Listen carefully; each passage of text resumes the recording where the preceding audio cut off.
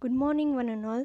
I hope you are having a great rainy season there. And yes, we are going to continue our lecture for Rust theory. I hope you have understood much about Rust theory, as it is a very important topic in our literature.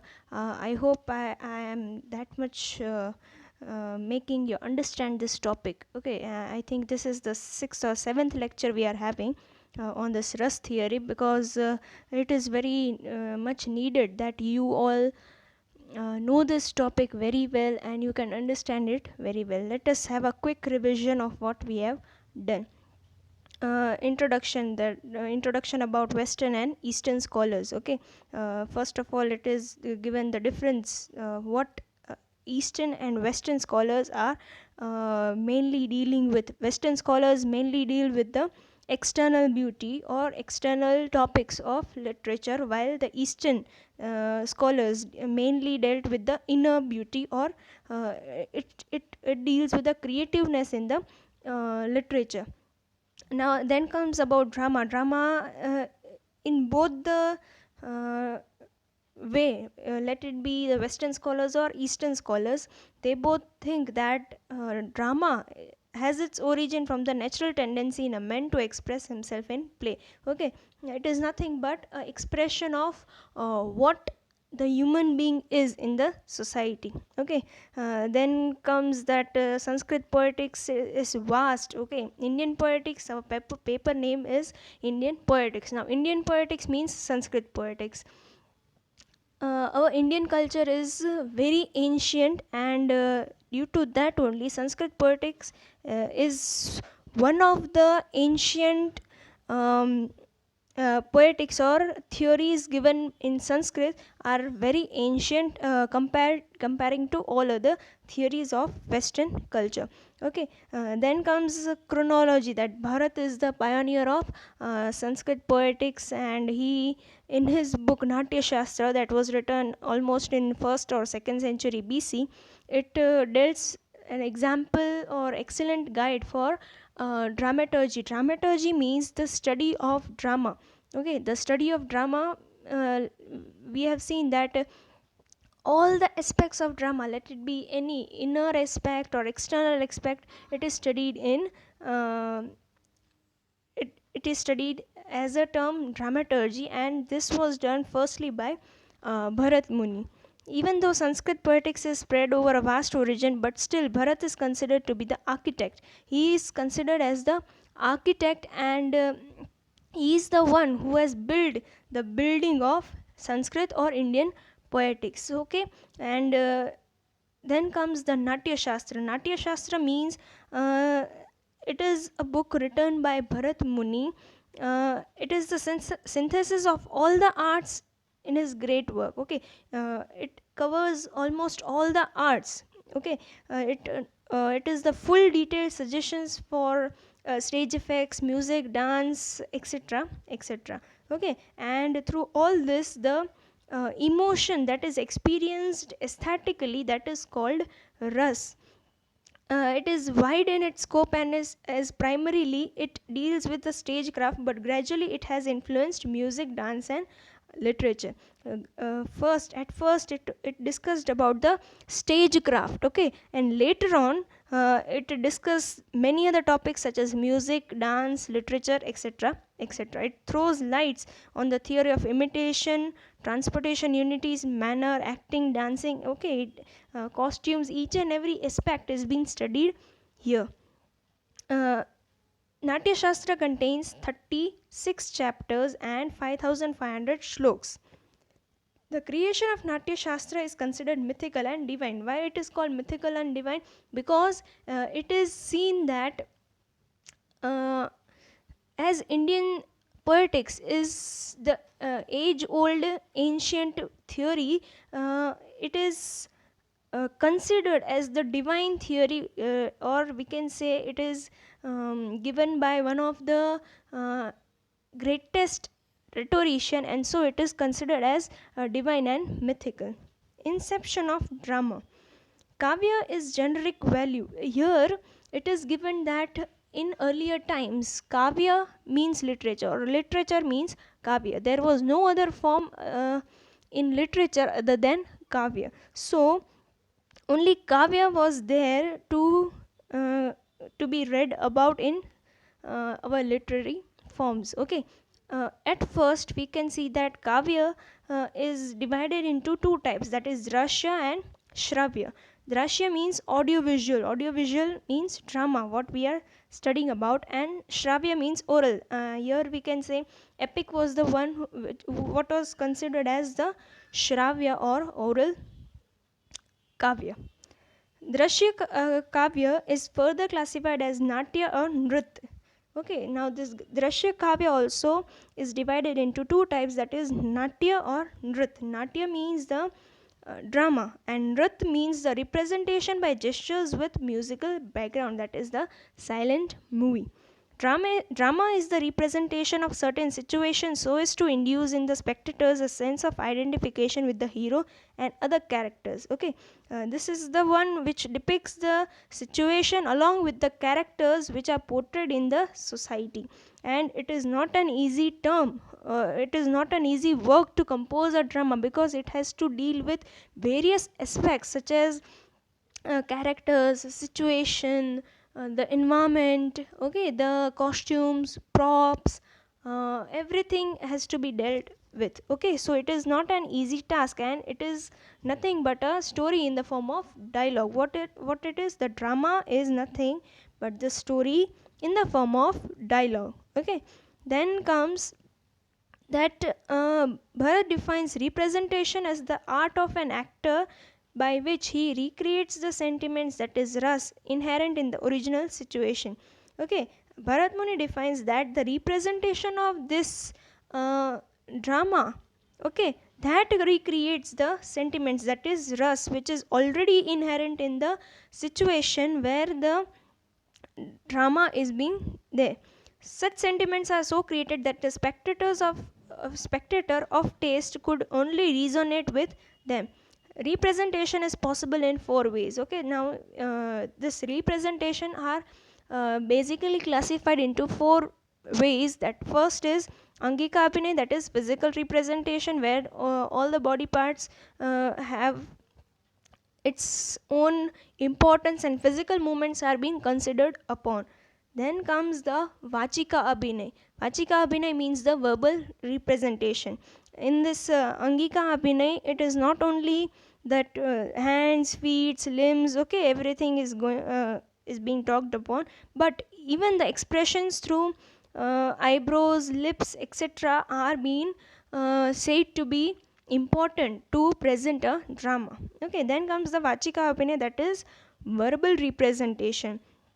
Now verbal representation means what? The dialogues in the drama should be so perfect that it should evoke the ras which is already inherent in the spectator or any human being. Okay, for that the intonations, pronunciation, tone, everything should be perfect, which the writer wants to make the spectator feel. Okay, so it should have that effect which the writer wants. Then comes aharya abhinay, that is decorative representation. In this aharya abhinay, the decoration of the stage of the person is very important. Okay, let it be costumes, makeup, props, everything. Okay, decorating the stage, it is very important, so that a particular environment is being created, so that the characters feel like doing the things very well, and all these things can create the rus which is recreate the rus which is already inherent in the people. Okay, so these are the and yes, fourth one is satvik abhinay, that is emotional representation. The emotion which is to be felt by the spectator should uh, firstly been experienced by the character or actor, and then it should act like such a way that the same emotion is being transported to the reader or the spectators. Okay, so these are the four types of representation. Then comes the theory of ras. Here the meaning of ras is given by different people. Some says the ras is the juice, some says the ras is the essence, some says that it is the taste. Okay, but in all we can say that ras is the soul of drama, and drama is the body, while uh, no body can live without soul. So there will be no drama who doesn't have a ras in it. Okay, so ras is very important. Then comes Rasa Sutra. Rasa Sutra, we all know it very well, that rasa is generated by many things. Okay, okay, music, genre, voice, tone, dress, makeup, etc., etc., etc. All these, by keeping all these things in mind, Bharat Muni gave the famous Ras Sutra, that is Vibhanubhav, Vyabhichari Bhav, Sanyogada, Ras Nispati. Here it is said that Vibhanubhav, Sanchari, Samyogat, Ras Nispati. It's one in the same. Sanchari Bhav means Vyabhichari Bhav. And Samyogat or Sanyog is one of the one in the same. That is the commingling of the Vibhav, Anubhav and Sanchari Bhav that creates, or that is the realization of ras. Okay, now what are this Vibhav, Anubhav? Vibhav means the determinants by which the physical cause of basic mental state can be aroused. Okay, through physical representation, the basic mental state which should be aroused, that is called Vibhav. Okay, now further, this Vibhavs are divided into two parts, that is Alambana and Udipana. Alambana means a person or persons with reference to whom the emotion is manifested, or we can say the characters through which the emotions are being portrayed, that is called Alambana. While the Udipana means the circumstances that have excited the excited the emotion. Means what? Udipana means the circumstances through which the actors play their role, and due to this the causes of emotions, that are said to be the Udipana. Okay, then comes Anubhav, the mimetic changes which are inspired by the basic mental state. They are the bodily expression by which the emotion is expressed. It is the Anubhav means the consequence means what? The medium through which the ras has been created, that is the bodily expressions. Now the bodily expressions are also very important to communicate, and channels through which the communication is possible, that is called Anubhavs. Then comes the Sai Bhav, that is the basic mental states. The first one is Rati, that is love. Then comes Hasya, that is laughter. Shok, that is sorrow. Krodh, that is anger. Utsa means fortitude, or here you can say valor. Bhai, that is we can say scariness. Jugupsa means here we can say curiosity. Vismay means adbhut or wonder.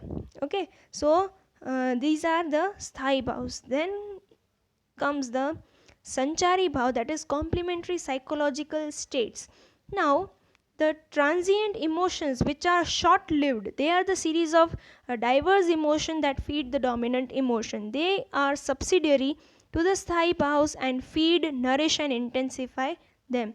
They appear and disappear in the midst of sthai bhav as waves rise and fall in an ocean. Bharat lists 33 sanchari bhavs. Now the sanchari bhavs are the bhavs which are short lived. Okay, short lived means what?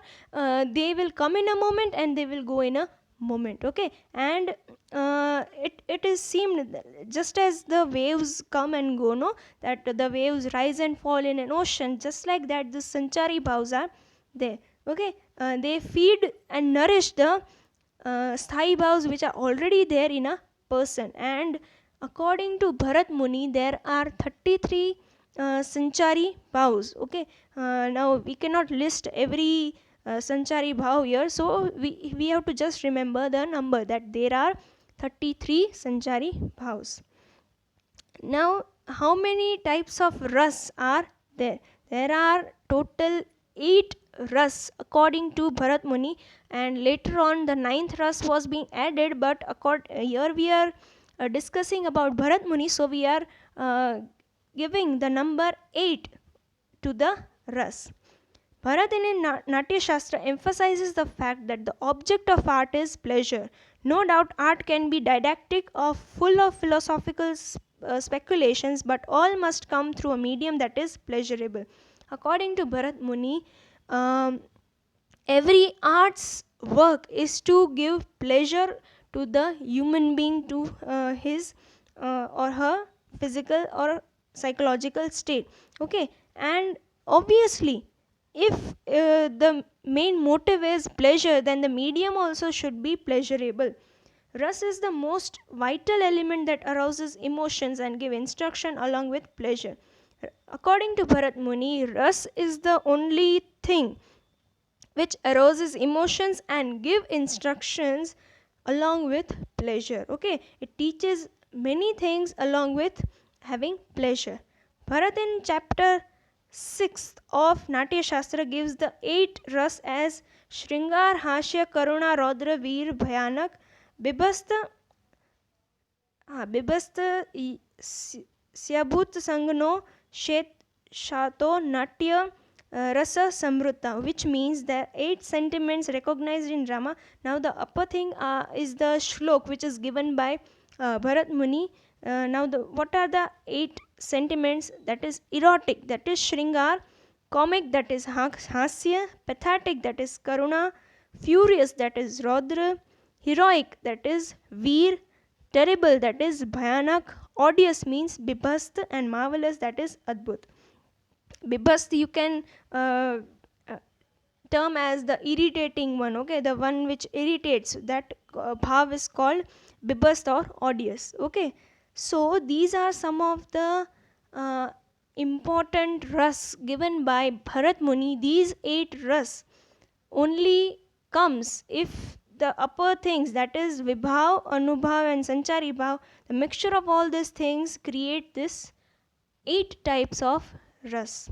I hope everything is clear now, and in the next lecture we will study the second important theory in our Indian poetics, and till then please revise all the things which are being taught here, and don't forget to please comment, and don't forget to comment your name and roll number in the comment section.